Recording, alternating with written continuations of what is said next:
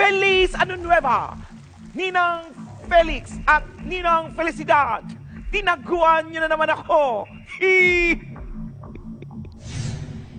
Manigong bagong taon at magbagong buhay ng lumigayang ating bayan. Eksakto ngayon sa ating mga panauhin. Ang pag-uusapan ng bayan, wala si Anino. Amunda! At ito ang Starboard! Oy, Ama! Bakit wala si Friendship? Eileen, Yes. hindi ko alam. Pero ang dinig ko, ayaw niya daw lumabas. Dahil may mga paputok na di pa pumuputok. Ganun Baka ba? daw siya maputokan. Nakakaloka. Pwede na yan. Pwede na naman hindi lapitan yung mga ngayon. Anyway, tawagin natin agad-agad, bulol, ang ating mga guests dahil madami sila at makakulangin tayo ng oras, Ama. Pero, Eileen, Unang-una, Happy New Year! Happy New Year! Yes! Ang ating pong unang regular na panauhin, i-welcome po natin si Presidente Rodney Dugong Duterte! Happy New Year po, Mr. President! Bakit parang nagmamadali? Parang nagmamadali kayo, sir! Baka abutan tayo ng putukan. Pero hindi na ako masyadong magsalita sa inyo. Baka humaba pang oras. Hi, yun na lang. Happy New Year Okay, po. nako, salamat po, Mr. President. Kasama rin natin ang dati at kasalukuyang pangalawang Pangulo, Bibi Jojo Binat at Bibi Sim Pleni Robredo.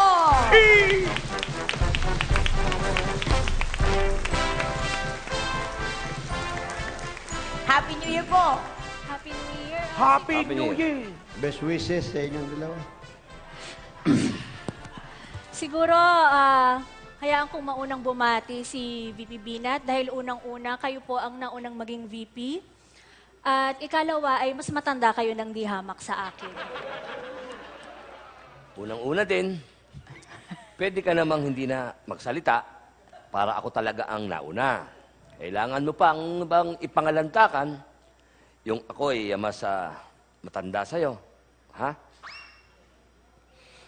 Nag-aaway na ata kayong dalawa dyan. Nagkakapaliwanagan lang. Hindi Medyo... po kami nag-aaway, Mr. President. Isa ba ganun?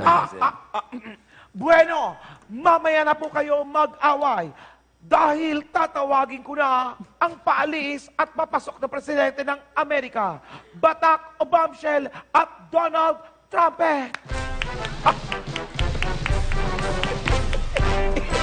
Hello! Happy New Year to both of you! Happy New Year! Happy New Year. Happy New Year. Happy New Year. Happy New Year! Happy New Year, Mr. Happy President! New Year! Happy New Year! Happy New Year. Happy New Year. Happy New Year. Happy New Year! Pag mamalasin ka naman, dalawa pa yung katabi mo. Okay. Well, manigong bagong taon sa inyo.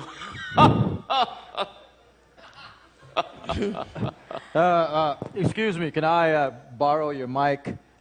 Oh, walang translator mic. Meron ba akong isa dito kung gusto mo? Pero, arkilahin mo to. I've seen it in one of the movie, Chucky, huh? Chucky, huh? Arkilahin. Can I borrow? All right. Oh, yeah. Here.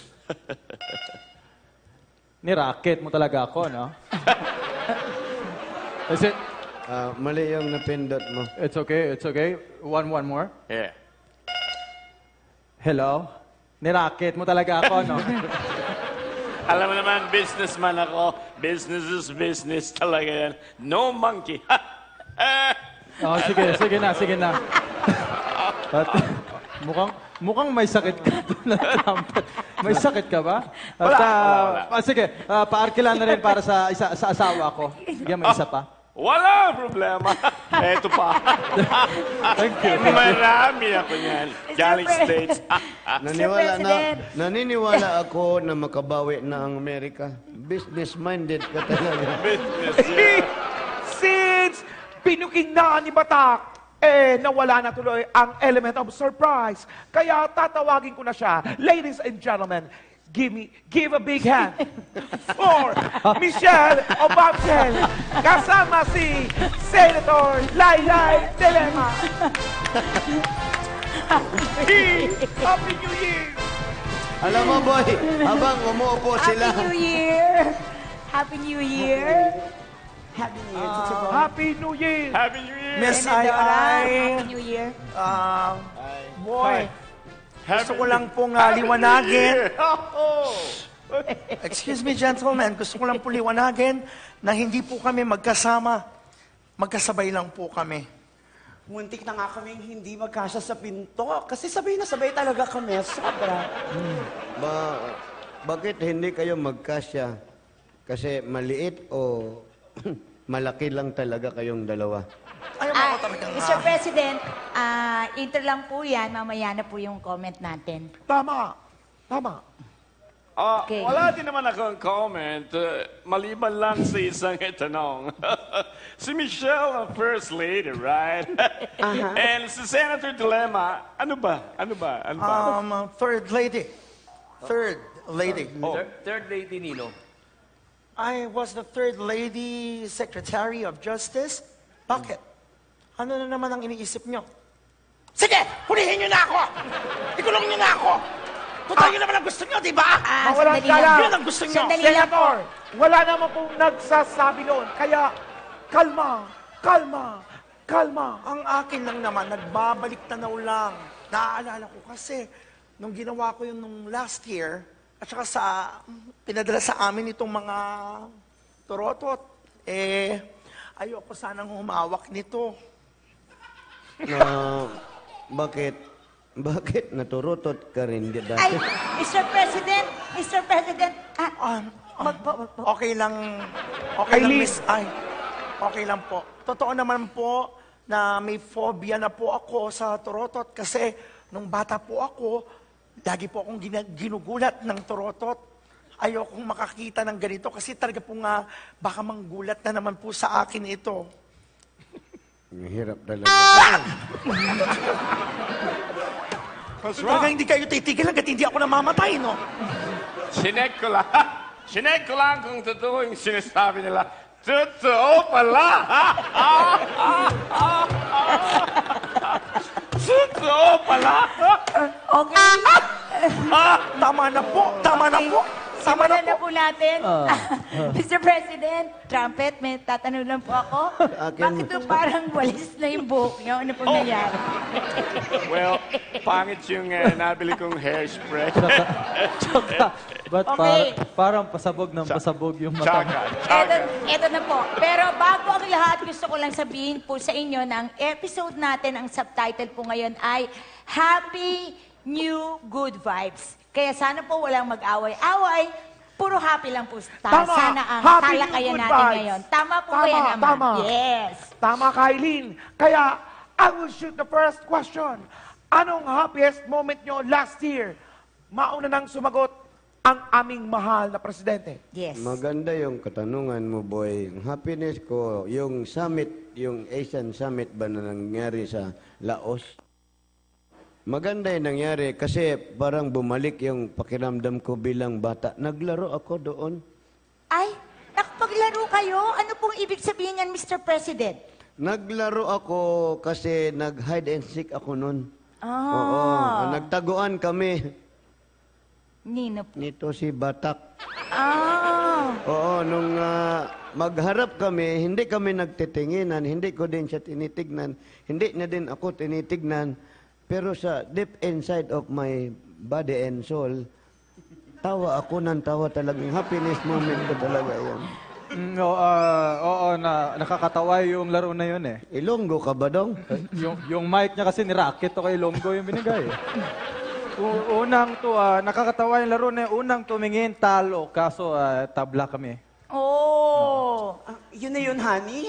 I mean, wala ba man lang nakapagpasaya sa'yo na involved ako?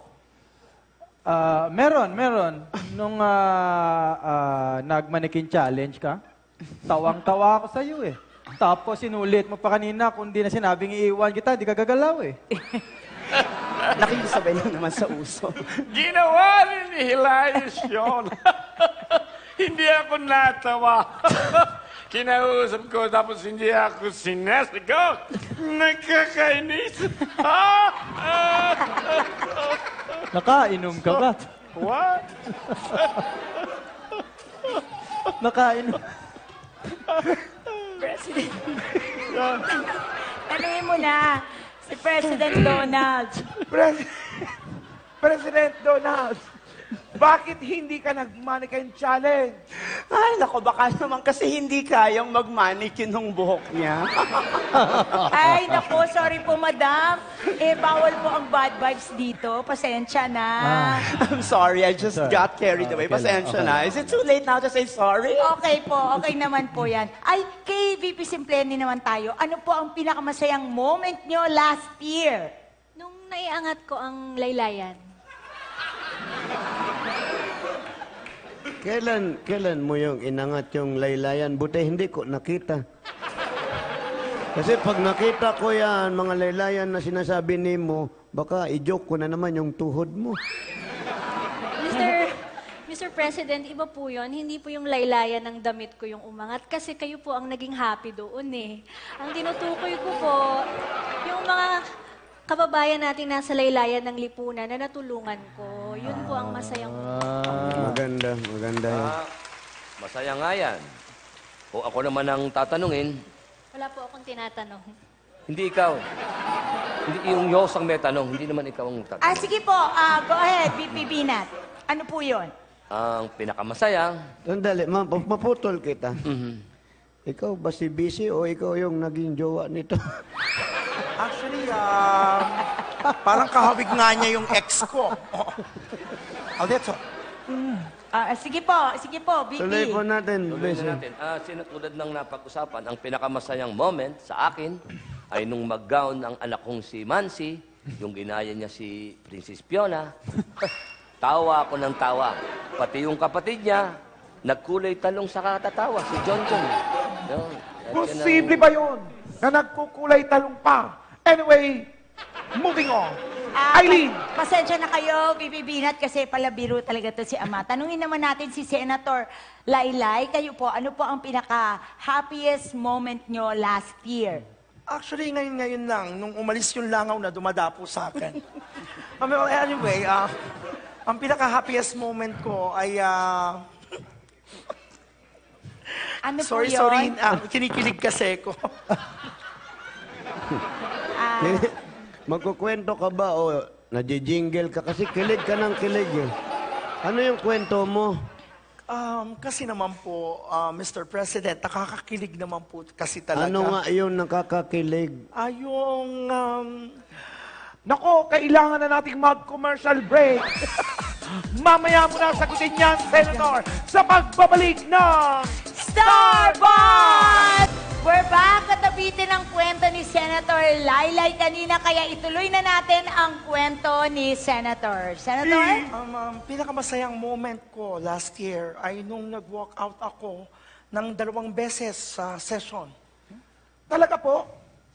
Happiest moment niyo po yun? Yes, boy. Yun ang pinaka-happiest moment ko. May reason kasi ako kaya ko yun nagawa. Senator, pwede pakiliwanag lang po ang sinasabi nyo. Ano po ba ang dahilan at masaya kayo sa pag-walk out nyo? Hindi naman talaga ako kasi nag-walk out. May mga Pokemon sa aking office na kailangan kong hulihin.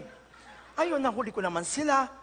Ayoko lang naman na, alam mo yun, nila na ma-Pokemongo ang rason.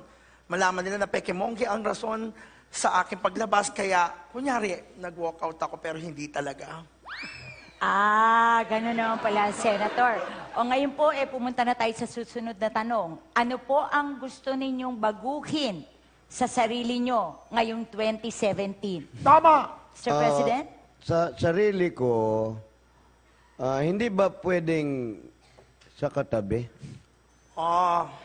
Bakit parang nakatingin ka na naman sa akin? Hindi. Napatingin lang ako sa'yo. Ang gusto kong sabihin sa iyo, yung katabing bansa. Huwag kang react ng react. Sir, ma'am, good vibes lang Good po. vibes. Walang away. Pwede po. Nag-aaway ba sila? Mag-ano ba sila? Eh di magkaaway. Uy, pasensya na kayo dito sa husband ko. Naku, masyado siyang palabiro. Si Batak talaga. Ako na lang ang unang sasagot. Okay. Kung meron akong gustong baguhin sa sarili ko, siguro, yung hairdo na lang para maiba naman. Ikaw naman, Donald. Kanina ka pa. Bakit nadamay na naman ang buko sa usapan? Gusto mo bang... Naku, marami akong alagang kambing doon sa amin. Baka gusto mong ipahabol kita sa mga kambing. I mean, ano po siya? Anong gusto mong baguhin sa sarili mo, Donald? Excuse me mo, Madam Michelle. Kami na lang po ang host. Kami po ang host. Kami na lang po ang magtatanong. Pwede po ba yun? Okay. Okay, sorry po, kailangan good vibes lang tayo today. Mr. President Donald, go ahead. Well, okay. Ang babaguhin ko sa pagiging siguro ang mainitin na ulo. Mainitin ang ulo, Mr. President. Huwag kang tumingin sa akin. Baka mag-init din ang ulo ko. Sikuhin ko yung mukha mo. Hindi naman ikaw ang topic dito. Hindi kasi ako yung, naku, mahirap pa. Babaguhin mo sa sarili ko. Kung ako talaga ang tatanungin nyo, ang baguhin ko sa sarili ko, yung aking passion. Hindi ito yung pagmahal na araw. Passion, yung suot bang damit. Hindi ko na iteterno itong barong ko sa kaki tsaka sa maong. Ayun. Disente ba? Yes. Ako naman siguro, hindi na ako magsusuot ng mga pastel at neon. Okay. Ay, naku, dapat naman Ganda po po talaga yan. kung hindi nyo po tiniterno yun. Dapat lang po talaga po. Oh, parang namimintas ka. Ako ba, napansin nyo, napinun ako ba at pinintasan niyang scarf mo? Oh, ha? Bakit? Anong problema sa scarf ko? Alam mo ba, for your information, mas marami pa akong problema kesa scarf na to. Ano akong inaano? Punong-puno na ako talaga. Malapit na akong bumitaw sa katinoan. Nako, kaya ako ang babaguhin ko sa sarili ko yung pagiging masyado kong friendly. Ay, so ibig sabihin, hindi na tayo pwedeng maging friends, Senator? Pwedeng maging friend. Friends ba kayong dalawa ni Dugong? Ang relasyon po namin ng mahal na presidente ay parang professional lamang. Ayan na naman tayo, Lenny. Ikaw na naman nagsabi ng mga relasyon na yan. Baka ako na naman ang masama niyan. Mr. President, hindi ganun yung ibig sabihin ng relasyon. Ang sinasabi ni VP, simple ni, ang ibig niya pong sabihin, pagiging magkatrabaho ninyo. Oo nga po. So, VP, ano po ang babaguhin ninyo sa sarili ninyo? Hindi ba sinabi ko na kanina? Hindi ka ba nakikinig? Hindi po kayo ang VP. Sir, si VP Simpleni po ang sinasabi. Hindi mo natin yung kasi. Oh, ha? Medyo mahirap ang tanong. Kailangan ko po itong pag-isipan. Unahin nyo na po muna ang iba. Sige po. Sige po, ganito na lang. Hayaan muna natin kayo mag-isip at isusunod na po natin ang isa pong tanong.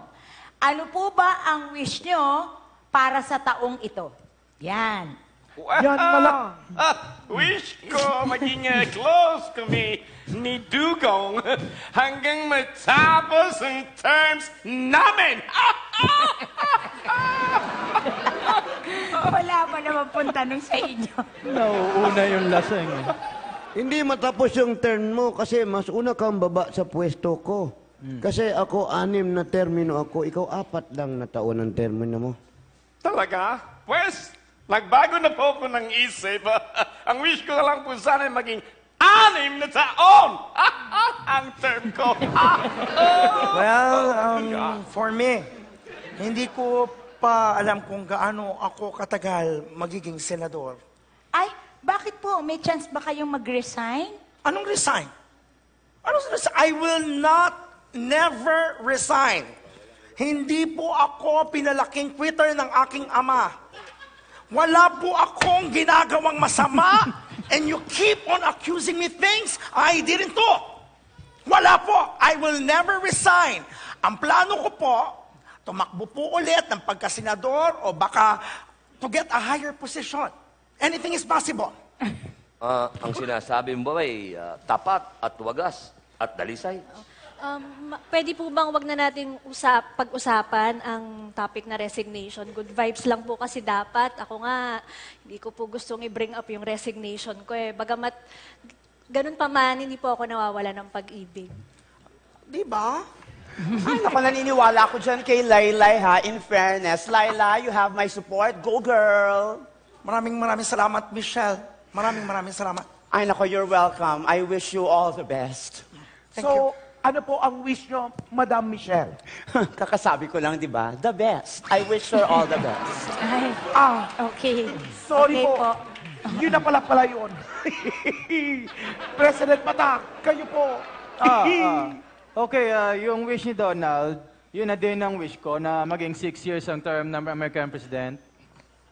Teka lang. Pag naging 6 years agad, ibig mo sabihin, 2 taon pa bago ako makaupo? Nakakatakot ka na. Hindi ka pa ba masaya dyan sa kinaupuan mo ngayon? Pilosopo. In that case, magpapalit ako kayo ng walimang wish. Magpapalit ulit ako. Sige. Pero, mauna na yung iba. Pag-isipan ko muna. Excuse me, pwede po bang ako na muna ang maunang mag-wish? Kasi ang wish ko po sana ay peace of mind and world peace. Yun. Maganda. Pang beauty contest very naman well yung said. sagot mo. Parang beauty. Ako, may wish din ako. Ang wish ko ay,